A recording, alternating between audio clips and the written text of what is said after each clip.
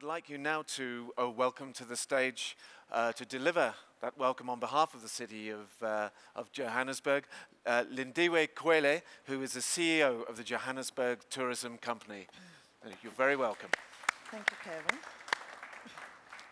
Thank you very much, Kevin, Program Director. I would like to acknowledge Lindiwe Mahlangu-Kwele, members of the media and the international buyers present, as well as our colleagues and stakeholders in the tourism fraternity.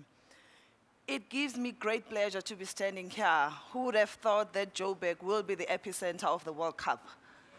The world has been given 24 months. In the past 24 months, we've held the world media giving their opinion about who we are as Joburg. And obviously, we couldn't concentrate on that distraction because that's what it was, a distraction.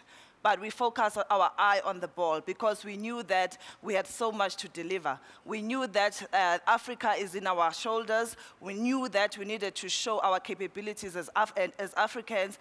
And today I'm standing head and shoulder on par with all other previous host countries of the World Cup. And we're proud for what we have achieved as South Africans as well as Africans.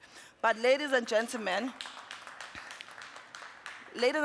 for me, as Kevin has indicated, we all understand that right now, mega events, sport tourism, is the driver of the tourism market share for the future. So in our planning, we've always been looking at 2010 and beyond because we understood that we need to leverage off this particular event to ensure that we sustain our market share, but also we use tourism as a catalyst for sustainable growth, job creation, and transformation and redistribution. I think the CEO of SA Tourism has actually covered some of the key priorities and what we've been trying to achieve. So for me, I'll try and draw into Joburg in terms of where we come from, what we've done, and what we've achieved thus far. For us, the World Cup was a platform of changing the entire geopolitical face of Joburg.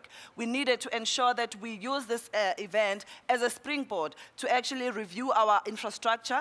We needed to ensure that we actually create and fulfill a demand. Obviously, the supply side from the city of Joburg, whereby they ensure that there's decongestion on the road. We've seen the integrated public transport network. We already have Gautrain, and I think some of you've got to experience our state-of-the-art Gautrain. And again, it's the Ria Vaya bus transit system. And again, most importantly, we needed to ensure that our stadiums are filled to capacity. And right now, we're very proud that we've managed to achieve that. But more importantly, we understand that Joburg, we're one of the most cosmopolitan city in the country, and we understand that people come to Joburg for opportunities, and we needed to ensure that during this World Cup, we use this platform to ensure a transformation. Right now, I'm proud to say that Joburg is the only city in the country now with a dedicated tourist cadet unit, because we need to ensure that all our tourist attractions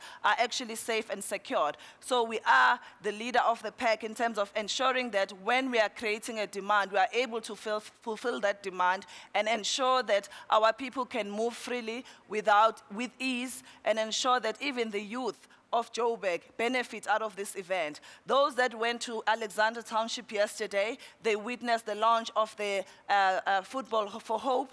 And it gives me pride to say that the Alexander Township is rich in terms of history. We've used the grade 12 and grade 11 students to act as tour guide because we want to make sure that there's a lasting legacy beyond the World Cup. And one of the critical things for us was to ensure that there's civic pride.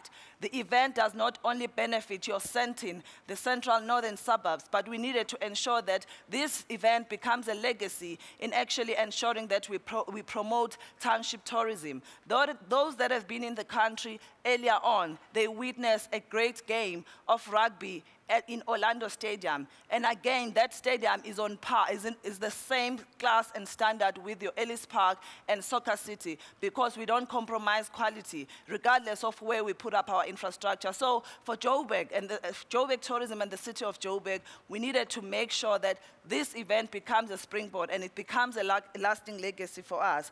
But I wouldn't be doing my job if I don't encourage you to take a short left to Soweto and experience our rich and diverse history, History, also Apartheid Museum, and go to Newtown Precinct and have a time of your life. And again, on the 12th of July, Joburg Tourism and our partners, we will be announcing our exciting event for next year, because the focus for us has always been the next big thing after the World Cup. And I think as South Africans and as Africans, we've really showcased the best spectacular event ever. And again, I think our reinforcement is Lindiwe, is because the visitors themselves who've been here, they've been blogging, they've been twittering, engaging with their friends and telling them their greatest experience, because there's something that Africans have. It's the spirit of Ubuntu. It runs in our DNA. And I think that warmth and hospitality has actually differentiated us against the rest of the world. So ladies and gentlemen,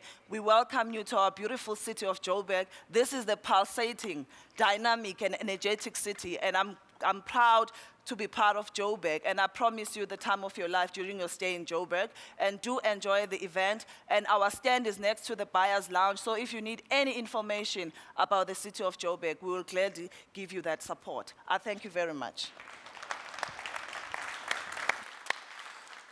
Lindiwe, thank you for those words of welcome. So,